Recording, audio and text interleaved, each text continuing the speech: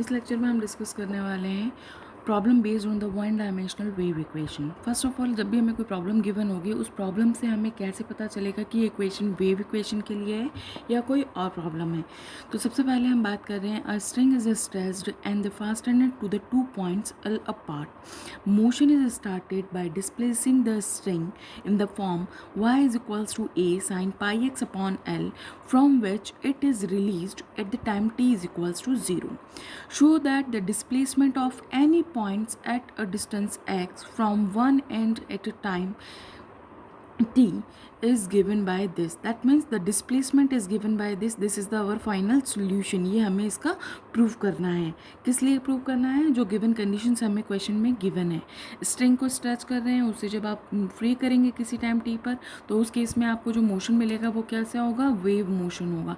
That means ये one dimensional wave का question हो गया। अब उसके बाद जब हम बात कर रहे हैं तो यहाँ पे हमारे पास सबसे पहले वेव इक्वेशन की बात कर रहे हैं। तो वेव इक्वेशन क्या होगी? स्टैंडर्ड होती है वेव इक्वेशन। तो वेव इक्वेशन आपके पास कितनी आ गई? del 2y over del t square is equal to c square del 2y over of del x square.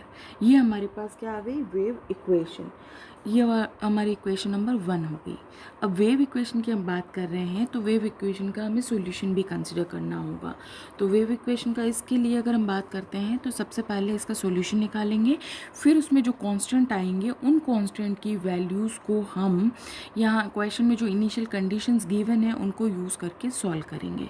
ठीक है। और वैसे भी अगर हम देखें तो इसके लिए सबसे पहले y हमारा डिपेंड कर रहा है किस पे? t और x पे। तो सॉल्यूशन कैसे निकलेगा? y is equal to X T पर, है ना। तो ये आपके पास कितना आ गया? del 2y upon del t square की वैल्यू आपके पास आ गई एक्स टी डबल डैश। इसी तरह से del 2y over del x square की वैल्यू आपके पास आ गई टी एक्स डबल डैश। ये दोनों वैल्यूज़ आपने इक्वेशन नंबर 1 में पुट किया तो आपको इक्वेशन की जो फॉर्म मिली वो किस तरह से मिली? T double dash x is equal to c square T x double dash. तो इसको आपने रीअरेंज करके लिखा, वेरिएबल सेपरेट किए, एक्स का एक्स के साथ, टी का टी के साथ। तो आपके पास इक्वेशन बन गई X double dash upon X is equal to T double dash upon T 1 upon of C square. ये आ गया आपके पास। अब इसको आपको सॉल्व करना है तो अब हम लेते हैं इज इक्वल टू के। अब हमारे पास के लेते हैं तो पहला केस क्या बनता है? फर्स्ट केस क्या कि के की वैल्यू हमारे पास क्या हो? पॉजिटिव हो, P square.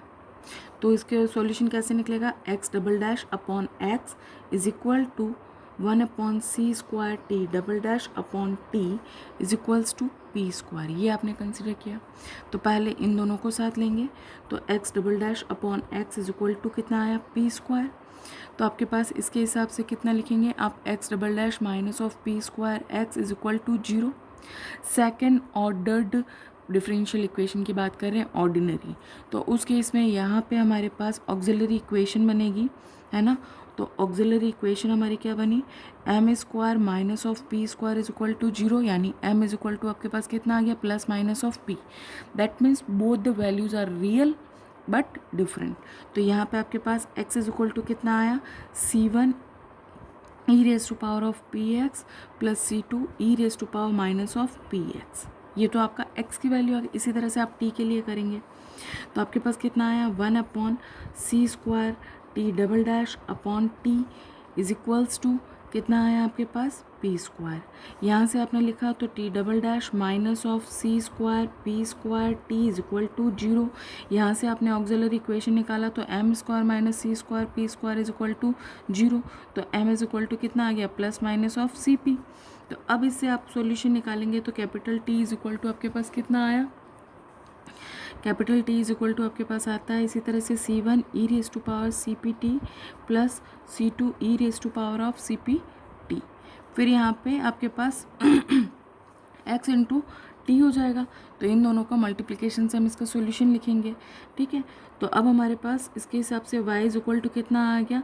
c1 E raise to power of P X plus c2 E raise to power of minus of P X multiplied किसके हो गया? ये सॉरी यहाँ पे C3 और ये C4, क्योंकि C1 C2 हम ऑलरेडी कांस्टेंट ले चुके थे।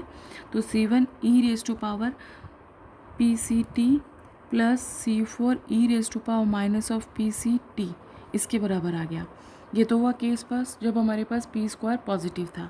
अब हम बात कर रहे हैं किसकी, केस 2 की, जब हमारे पास क्या हो रहा है, when k is equal to negative value, है ना। तो ये तो फर्स्ट केस हो गया हमारा। अब हम सेकंड केस डिस्कस कर रहे हैं। तो यहाँ पे हमने लिखा x double dash upon x is equals to 1 upon c square t double dash upon t which is equals to minus of p square. तो वही हम पहले इन दो पार्ट को लेंगे, फिर हम इन दो पार्ट को लेंगे, यानी अब हम ले रहे हैं फर्स्ट और लास्ट को।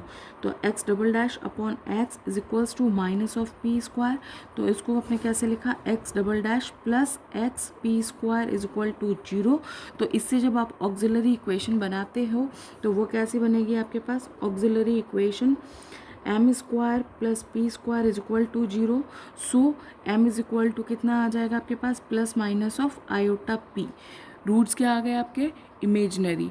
और इसमें भी आपके अगर अल्फा प्लस आयोटा बीटा की फॉर्म में देखें तो अल्फा की वैल्यू तो आ गई 0 और बीटा की वैल्यू कितनी आ गई, p, है ना। तो आपके पास जो इक्वेशन आएगा सॉल्यूशन वो कैसे लिखोगे, x1 is equal to C1 cos beta x होता है, बीटा की जगह कितना आ जाएगा px plus C2 sine px multiplied by यहाँ पे e की पावर होता है अल्फा x, तो अल्फा क्या है 0, इसलिए हम इसको ऐसे ही लिख रहे हैं, ठीक है। फिर उसके बाद हम t के लिए निकालेंगे। तो 1 upon C square T double dash upon T is equals to minus of P square, यानी अब हमने इन दो पार्ट को लिया है। तो यहाँ पे हमारे पास कितना आएगा, T double dash plus C square P square T is equal to 0। यहाँ से आपने ऑक्सिलरी इक्वेशन बनाई इसकी, तो M square minus plus of C square P square is equal to 0। तो आपके पास कितना आ गया, M is equal to plus minus of iota C P. फिर से इमेजनरी रूट मिले वो भी डिफरेंट। तो आपके पास कितना आ गया, T is equal to C1 cos C P T plus C2 sine C P T, ये हमारे पास आ गया। और इससे अगर हम सॉल्यूशन लिखेंगे तो y इज इक्वल टू हम क्या लिखेंगे, सॉरी यहाँ पे फिर हम C3 C4 लेंगे क्योंकि ऑलरेडी हम C1 C2 इसमें ले चुके हैं। तो C1 cos P X plus C2 sine P X multiplied by आपके पास कितना आ गया, multiplied by C3 cos C P T plus C4 sine C P T, ये आ गया हमारे पास। अब हम बात कर रहे हैं थर्ड केस की, case third, when k is equals to 0। तो उस केस में हमारे पास कितना आएगा, x double dash upon x is equal to 1 upon C square t double dash upon t which is equal to 0। First और last लिया तो x double dash is equal to 0, तो इसको किया तो x इज इक्वल टू कितना आया, C1 E raise to power, sorry x ही आ जाएगा direct, C1 x plus C2। इसी तरह से दूसरा इसको साथ लेंगे तो t double dash is equal to 0 आएगा, तो इसका मतलब t इज इक्वल टू कितना आया, C3 t प्लस C4। तो इससे सॉल्यूशन आपको कितना मिल रहा है, C1 x plus C2 multiplied by C3 t plus C4। अब हम अगर इन इक्वेशंस को मार्क करते हैं, है ना, कि ये फर्स्ट हो गया, ये हमारे पास सेकंड हो गया, ये हमारे पास थर्ड हो गया, और इसको अगर हमने equation as a fourth mark किया, तो अब हम ये कंक्लूड करते हैं कि क्योंकि हम बात कर रहे हैं वेव इक्वेशन की, तो इस केस में वेव जो होती है वो पेरियोडिक फंक्शन की फॉर्म में रिप्रेजेंट होती है। दैट मीन्स वो इक्वेशन ट्रिग्नोमेट्रिकल टर्म्स को कंटेन करेगी। सो इक्वेशन नंबर 3 जो हमारे पास आ रहा है, solution number 3 which is perfect to the question. तो यहाँ पे हम सॉल्यूशन किसको लेके चलेंगे, इस इक्वेशन नंबर 3 को लेके चलेंगे।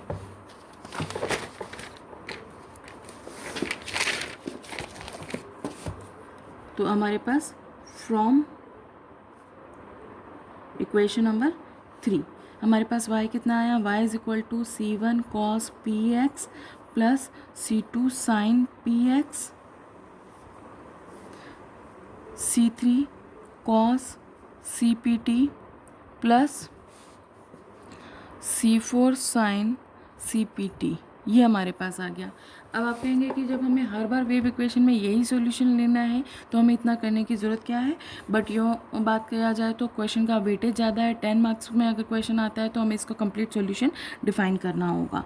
तो ये आ गया हमारे पास। अब हम इसके लिए इनिशियल कंडीशंस क्या होंगी, बाउंड्री कंडीशंस क्या होंगी, कैसे यूज़ करके हम C1 C2 C3 C4 की वैल्यू निकालेंगे। तो सबसे पहले हमारी इक्वेशन की जो लाइन थी कि हमारे पास जो स्ट्रिंग है वो अगर यहाँ पे x इक्वल टू 0 पे है और यहाँ पे हमारे पास x इक्वल टू l है तो ये हो गई। तो यहाँ पे x इक्वल टू 0 पे डिस्प्लेसमेंट 0 होगा, y इक्वल टू l पर भी डिस्प्लेसमेंट क्या होगा, 0 होगा।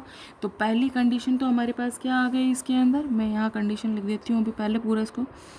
फिर इसी तरह से अगर हमने किसी टाइम t पर अगर इसको स्ट्रेच किया तो कोई भी कर्व बना, वो ऐसे हो सकता है, ट्रायंगल शेप में हो सकता है, जैसे भी, तो वहाँ पे आपको y is equal to question में कितना गिवन है, a sine pi x upon l। कब गिवन है, जब हमारे पास क्या था, t इज इक्वल टू 0 था, है ना।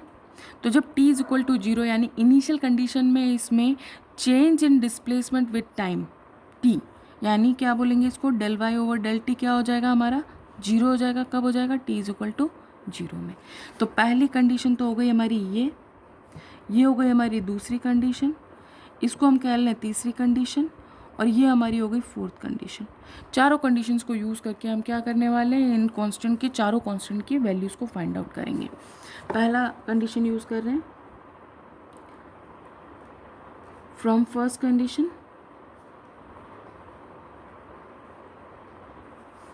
क्या है, फर्स्ट कंडीशन कि x इज इक्वल टू 0, तो क्या हो जाएगा, y इज इक्वल टू 0। तो हमारे पास इक्वेशन नंबर, इसको 3 ही मार्क करें क्योंकि हमने पिछले 3 ही मार्क किया था, बस यहाँ लिखा है इसलिए। तो हमारे पास y की वैल्यू 0 हो गई, cos 0, x की जगह 0 पुट कर रहे हैं तो ये टर्म एज इट इज़ रहेगी क्योंकि यहाँ पे t का वेरिएबल है। cos 0 की वैल्यू 1 होती है, प्लस C2 साइन 0, साइन 0 की वैल्यू 0 हो जाती है। तो यहाँ कितना बचा, C1 C3 cos CPT plus C4 sine CPT। तो अब यहाँ पे अगर हम देखें इस इक्वेशन में, तो क्योंकि ये पूरा फंक्शन तो t पे डिपेंड कर रहा है, तो ये पूरी इक्वेशन कब सेटिस्फाइड होगी, जब C1 की वैल्यू 0 हो। तो यहाँ से हमें क्या मिला, C1 इज इक्वल टू 0 मिला। ये C1 आपने इन इक्वेशन 3 पुट करना है। जैसे जैसे कांस्टेंट की वैल्यू निकलती जाएगी हम इक्वेशन में पुट करते जाएंगे, तो हम अपने सॉल्यूशन की तरफ बढ़ते जाएंगे। तो हमारे पास अब y इज इक्वल टू कितना आ गया, C2 sine px C3 cos CPT plus C4 sine CPT। ये हमारे पास इक्वेशन नंबर हमने उधर दे दी थी, सेकंड थर्ड फोर्थ, तो हम इसको दे रहे हैं इक्वेशन नंबर 5, ठीक है। अब हम सेकंड कंडीशन यूज़ कर रहे हैं ये वाली कि x is equal to l और y इज इक्वल टू 0। तो 0 इज इक्वल टू कितना आया आपके पास, C2 साइन PL C3, ये टर्म तो हमारी एज इट इज़ ही रहने वाली है क्योंकि यहाँ पे हमारे पास क्या है, t का फंक्शन है ना। अब देखिए, क्योंकि ये क्वेश्चन था, ये हमारा कंप्लीट सॉल्यूशन आया था, अगर इसमें अगर ये वाला कांस्टेंट हमारा 0 हो गया, दैट मीन्स आगे वाले टर्म में ये कांस्टेंट हमारा क्या होगा, नॉट इक्वल टू 0 होगा, ठीक है।